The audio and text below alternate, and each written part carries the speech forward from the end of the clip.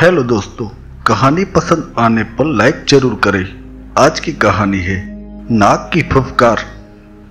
एक गांव के करीब एक बड़े ज्ञानी साधु महात्मा का आश्रम था। गांव के लोग साधु महात्मा का बड़ा आदर सम्मान करते थे, इसीलिए गांव के लोग अक्सर महात्मा का ज्ञान उपदेश सुनने आश्रम में आया करते थे। साधु महात्मा लोगों को भलाई और सत्य के मार्ग पर चलने का उपदेश देते थे, इसीलिए गांव के कई लोग रोजाना साधु महात्मा के उपदेश सुनने आश्रम में आते थे और बड़े ध्यान से सुनते थे।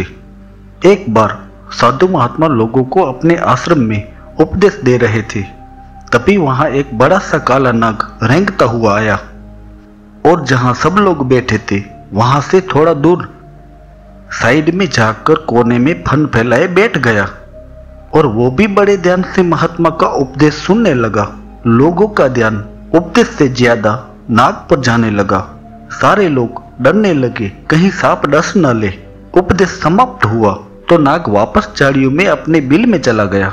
घबराए हुए लोगों ने साधु से कहा कि महात्मा, यह सांप कहीं लोगों को डस न ले।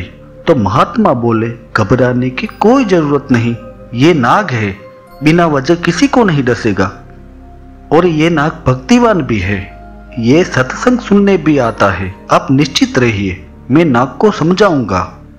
नाग रोज उपदेश सुनने आता। एक दिन उपदेश समाप्त हुआ तो सब लोग जाने लगे तो नाग भी जाने लगा।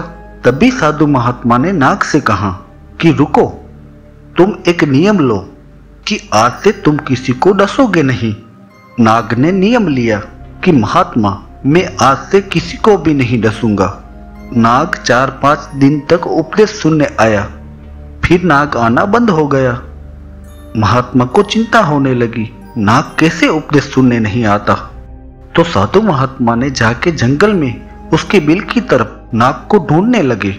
नाग बिल के पास लहूलुहान हालत में अधमरा पड़ा मिला और महात्मा को बद्दुआ देने लगा। आपने मेरे जीवन को नरक बना दिया, आपने मुझे नियम दिया कि किसी को काटना मत, तो मैंने आज तक किसी को काटा नहीं है। तो लोगों ने समझा कि मैं अब काटूंगा नहीं, इसलिए मैं जहां भी जाता हूं लोग पत्थर मारते हैं।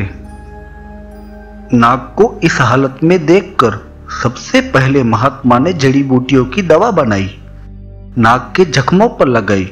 अब नाग कुछ अच्छा महसूस कर रहा था। तब महात्मा ने प्यार से नाग को समझाया और बोले कि मैंने तुमको डसने से मना किया था, फुफकार करने से नहीं किया। तुम फुफकार नहीं करोगे तो लोग तुम्हें जीने नहीं देंगे। महात्मा की बातें सुनकर अब नाग भी सीख गया।